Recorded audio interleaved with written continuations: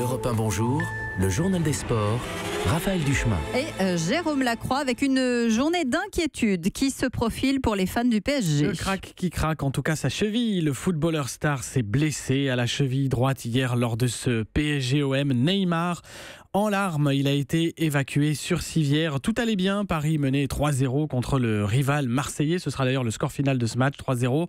Quant à 10 minutes de la fin, Neymar se blesse. Tout seul, il est mal retombé après un duel aérien. Alors aujourd'hui, il va passer des examens qui aideront à déterminer la durée de son indisponibilité. L'inquiétude, c'est que le 6 mars, c'est PSG-Real Madrid, Ligue des Champions, 8e de finale retour.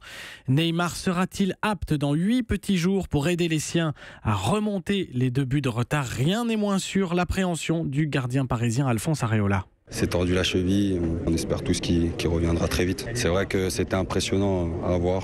Il a été pas mal gonflé maintenant. Je ne suis pas médecin, je ne sais pas dans combien de temps il va revenir, mais on espère tous très très vite. Des propos recueillis par Julien Froment pour Europe 1. Et ce qui est sûr, c'est que Neymar ne sera pas là après-demain pour un nouveau PSG-OM en Coupe de France cette fois. En tout cas, le succès permet aux Parisiens, Jérôme, d'accroître leur avance en tête de la Ligue 1. Plus 14 points sur les Dauphins monégasques. Les Marseillais sont 3e à 2 points de Monaco et à 5 points de ses Provençaux.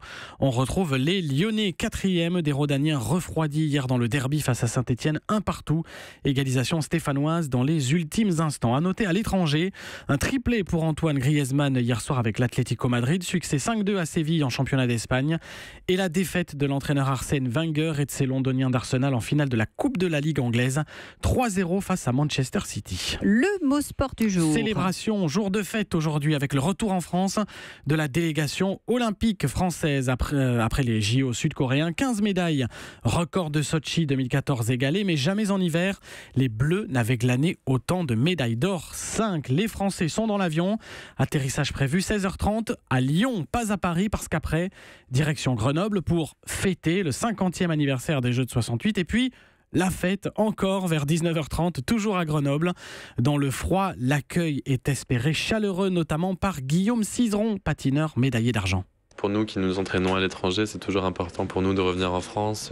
Toutes les occasions qu'on a, comme celle-ci, d'être en France et de pouvoir partager avec notre public, pour les gens qui n'ont pas les moyens ou qui ne peuvent pas venir nous voir et nous encourager, là c'est un moyen de venir à eux et de pouvoir partager ces moments-là avec eux et puis de pouvoir voir aussi les prochaines générations, les petits patineurs. Et voilà. Des propos recueillis par Corinne Boulou pour Europe 1. Guillaume Cizeron qui a accompagné hier sa partenaire Gabriela Papadakis en tête de la délégation française lors de la cérémonie de clôture. Martin Fourcade, le biathlète star préposé, leur avait cédé cet honneur. Pyeongchang qui a transmis le flambeau olympique à Pékin, ville hôte des prochains Jeux d'hiver en 2022. L'histoire du jour. C'était une série positive qui durait depuis près de 2 ans. Elle a pris fin hier.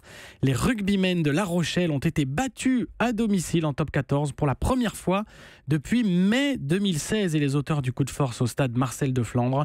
Toulon. Les Toulonnais victorieux 27-20 en clôture hier de la 18e journée. Les Varois remontent 4e, les Rochelais sont 6e. Quel match, effectivement. Ouais. Merci Jérôme. Ah oui, c'est la Toulonnaise qui parle. Que voulez-vous? On ne se refait pas. Europe 1.